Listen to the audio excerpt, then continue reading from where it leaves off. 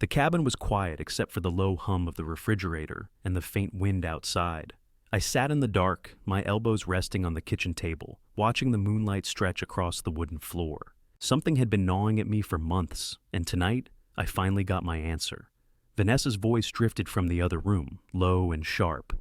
"Yeah, it's all set," she whispered. There was a pause, then laughter. "Don't worry, he won't see it coming. The man's too boring, too clueless. We'll have his company, his accounts, everything, before anyone knows what happened." I froze. My heart didn't race, though. It just stopped for a moment, like my body knew better than to give me away. I'd suspected something was wrong for a long time, but this wasn't just cheating. She was planning to erase me from the picture, permanently. Her tone turned mocking. "Please, it's not hard. Just make it look like a robbery gone wrong. He won't even fight back. He's soft now. The old Ethan's gone." The old Ethan. I almost laughed at that. She had no idea. She thought I was just some washed-up security contractor who spent too much time in the mountains. She had no clue what my life used to be, how I'd survived years of missions where failure meant death. My entire career had been built on precision, patience, and deception, and tonight, every bit of that training came flooding back. I stayed perfectly still until I heard her hang up. Then I leaned back in my chair, letting the fury settle like cold steel in my chest. She wanted me erased, not just out of her life, but out of the picture, completely.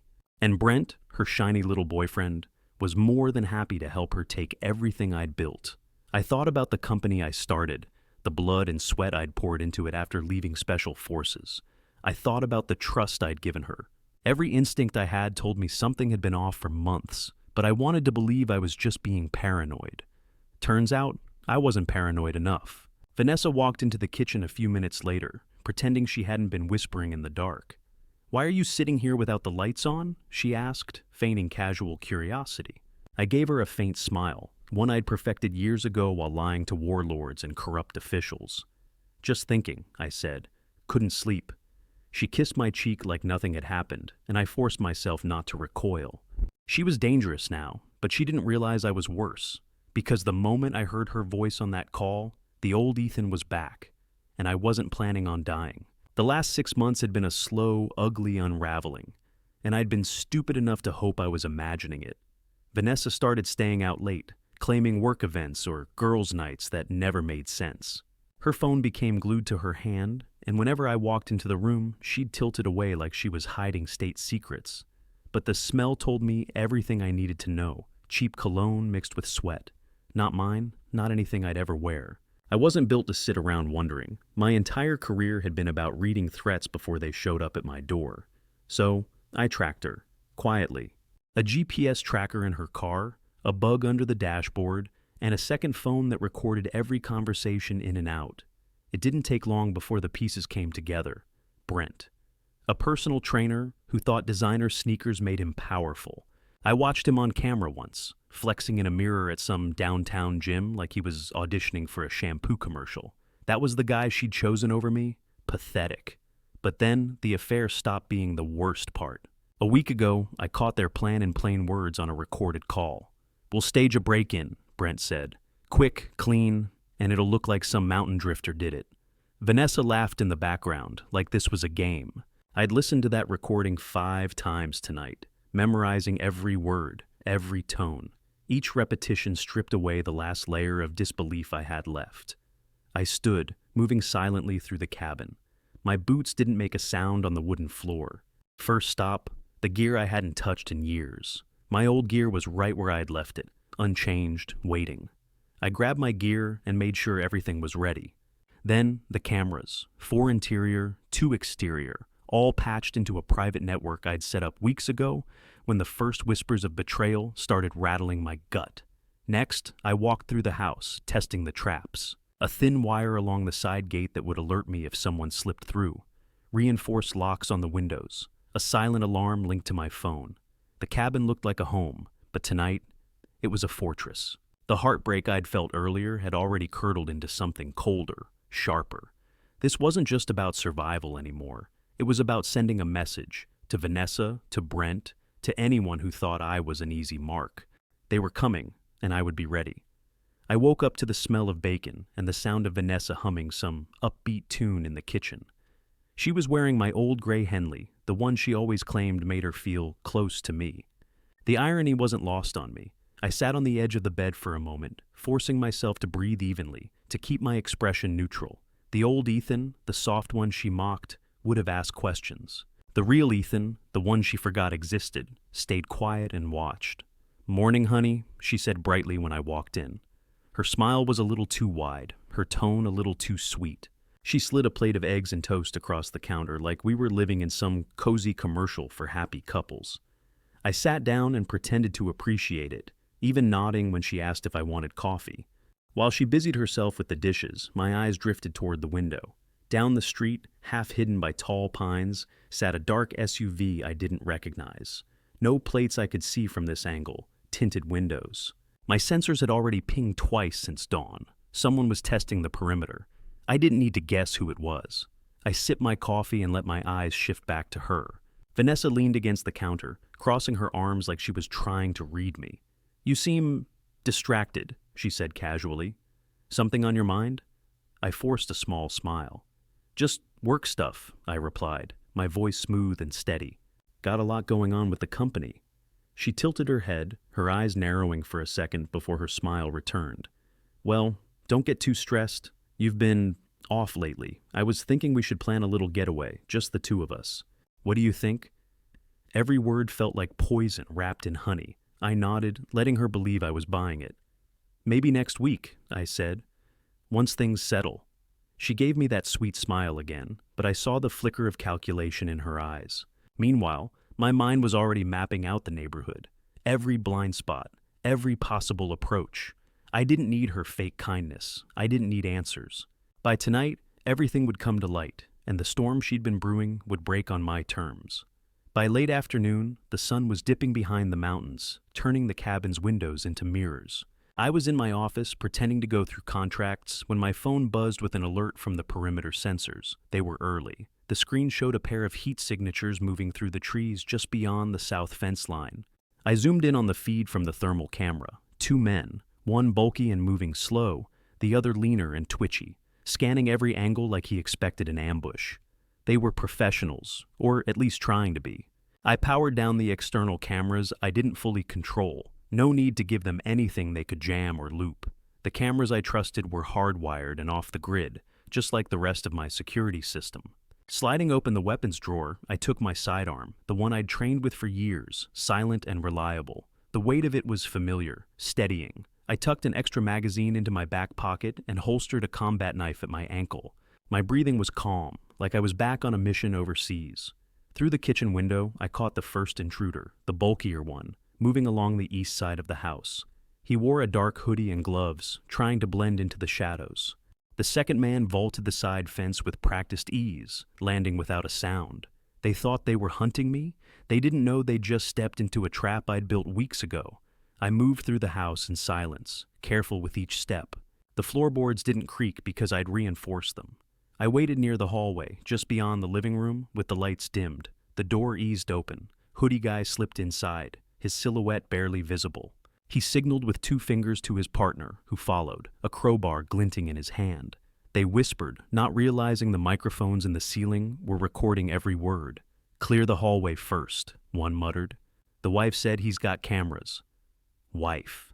The word sent a cold spike through me, but I didn't let it show. I waited until they passed the threshold, their attention split. Then I stepped out from the shadows, calm and ready. "Drop it," I said, my voice low but sharp. They froze. One tried to reach for his waistband. I pressed the barrel against his chest before he could finish the thought. "Drop what you're carrying. No sudden moves." The crowbar clattered first. Then a pistol slid across the hardwood. "Good," I said, kicking their weapons aside. "Now, tell me who sent you." They exchanged a look, debating whether to stay quiet. I smiled faintly and lifted my phone, tapping the record button. "Go ahead. Lie if you want. But I have all night." Within minutes, fear loosened their tongues. Brent's name came up first, followed quickly by Vanessa's. Hearing it confirmed in their own voices didn't shock me. It just solidified what I already knew. Tonight, the game had shifted, and I wasn't done yet. I brought the two intruders into the living room, zip ties locking their wrists. They sat on the floor, backs against the wall, glaring at me like cornered wolves who suddenly realized the trap had snapped shut. My phone sat on the coffee table, still recording every breath they took. "Vanessa," I called, my voice carrying through the house. "Come downstairs." She appeared at the top of the stairs in a silk robe, her expression morphing from confusion to a strained smile. "What's going on?" she asked, pretending nothing was wrong. "Sit," I said, pointing to the armchair. My tone left no room for argument. She hesitated but obeyed, folding her arms like a woman indulging a stubborn husband. "Do you know these men?" I asked. Her eyes flicked toward them, just for a second. "No. Why would I?" I pressed play on my phone. Her voice filled the room, recorded earlier, whispering into the darkness. "He won't see it coming. The man's too boring, too clueless. We'll have his company, his accounts, everything, before anyone knows what happened." Vanessa's face drained of color. "Ethan, I can explain." "Explain how you plan to get rid of me," I cut in, my tone flat. "Or how you've been screwing around with Brent while mocking me behind my back." Her mask cracked, and I saw the real Vanessa emerge, the one I'd been catching glimpses of for months. She laughed, low and bitter. "You think you're some kind of hero? You're a relic, Ethan, always living in your past, pretending you're still special forces. Do you have any idea how boring that gets?" One of the intruders shifted uncomfortably, as if even he thought she was pushing too far. "You married me for money," I said quietly. "Did you ever love me?" She tilted her head, smirking. "Love? Please. I built my life with you because you were safe, predictable. I gave you the illusion of a perfect wife while I planned for something better." Something inside me turned to stone. The marriage I thought we had wasn't even a lie. It was a performance she'd perfected. I glanced at the hitmen. "Tell her what you told me." The leaner one cleared his throat, eyes on the floor. "Brent hired us, said it was a quick payout. She's the one who gave us your schedule, the layout of the house." Vanessa's smirk faltered, but only for a second. "You think this changes anything? You're nothing without me. That company you built, I'll still take it. Brent and you won't be doing anything," I interrupted, holding up the phone with her confession saved on it. "You just handed me all the evidence I need to burn your little empire to the ground." Her face twisted into fury, the charm completely gone. For the first time, she looked like what she really was, cold, calculating, and cornered. The room went silent except for her breathing, sharp and angry. I had my answers now, and she knew there was no way out. 20 minutes after I sent a coded message, the low rumble of an SUV approached the cabin. My old contacts didn't ask questions. They just showed up. The two hitmen on my floor stiffened when the front door opened, revealing 3 men who moved like shadows, silent, disciplined, and dangerous. These weren't contractors. They were ghosts from my past life. Cole, the lead man, a tall figure named Harris, gave me a quick nod. "You called. We came." I stepped aside, letting them take in the scene. 2 amateurs, hired by my wife and her boyfriend, confessed on tape. "All yours." Harris crouched in front of the intruders. "You boys know who you messed with?" His voice was low but sharp, the kind of tone that made most men rethink their life choices. They didn't answer. Harris grinned. "Don't worry. We'll make sure your employers know just how badly you screwed this up." One of his men hauled the intruders to their feet. Plastic ties were replaced with heavy-duty restraints, the kind meant for serious transport. The leaner one glanced at me, as if hoping I'd change my mind. I didn't. Vanessa stood frozen near the armchair, arms crossed, face pale but trying to look defiant. "What is this?" she demanded. "You can't just—" "Sit down," I said, my voice like a blade. She did, almost instinctively. Harris glanced at her, then at me. "Want us to take care of the rest?" His tone was casual, like he was asking if I needed the trash taken out. I shook my head. "No. She gets to live with the ruins of her plan. That's punishment enough." Vanessa's jaw tightened. "You think you can scare me with your little soldier games? You're pathetic, Ethan." I ignored her, pulling out my phone and handing it to Harris. "Audio and video evidence. Make sure it's documented. I want every trace of this tied to Brent and her." Harris smirked. "Consider it done." Within minutes, the hitmen were escorted out, their muffled protests disappearing into the night. The SUV's headlights faded down the dirt road, leaving me alone in the house with Vanessa. The silence was heavy, almost suffocating. She tried to regain her composure, sitting straighter, forcing a smile that didn't reach her eyes. "You think you've won? You can't erase me that easily." I leaned against the wall, arms crossed. "I don't have to erase you, Vanessa. You already destroyed yourself." For the first time, her confidence cracked. The silence that followed wasn't just tension. It was the sound of her realizing she'd lost control. Vanessa sat on the couch, her posture stiff, as if she still believed she had some leverage left. I walked into the room, holding a slim leather folder, and set it on the coffee table between us. "What's that?" she asked, her voice sharp but slightly shaky. "Your exit," I said. I opened the folder, revealing the divorce papers. Her name and mine were printed in black ink. A decade of our life boiled down to a few legal pages. She let out a bitter laugh. "So this is how you handle things? You're just going to throw away 10 years because I wanted something better for myself?" I leaned against the chair, arms folded. "You didn't want better for yourself. You wanted to take everything I built, everything I bled for, and burn it down while laughing in my face." I slid another document toward her. "Those are notifications from the bank. All of your accounts are frozen. The joint accounts, the cards in your name. Every dime you had access to is gone." Her smile faltered. "You can't do that." "I already did," I cut her off, my voice calm, almost cold. "And Brent? I made sure he won't be training anyone for a while. The gyms he freelanced for have all been sent a nice little packet of information about his side business, blackmailing clients for cash. Let's just say his career is over." Vanessa's face twisted in rage. "You bastard! You've been emotionally dead for years. Do you think I wanted Brent? I wanted someone who looked at me like I mattered. You were too busy playing soldier in your head." I stepped closer, lowering my voice. "Don't blame me for your greed. I gave you everything, security, a life most people would dream of, and you spat on it. You tried to trade my life for a payday. That's not love." Her eyes were wet now, though it wasn't from regret. It was pure frustration. "So what now? You think you can just push me out and act like none of this happened?" I pointed to the papers. "You sign those, and you walk out with nothing but the clothes on your back. That's the only deal you're getting." She stared at me, trembling with rage, but I didn't flinch. Finally, she grabbed a pen and scribbled her name so hard the tip nearly tore through the paper. "Get out," I said. My voice was quiet, final. She grabbed her purse, glaring at me like she could set me on fire with her eyes. "You'll regret this," she hissed. I didn't move. I just watched her leave, the front door closing with a hollow thud that seemed to echo through the cabin. The silence afterward was heavier than I expected.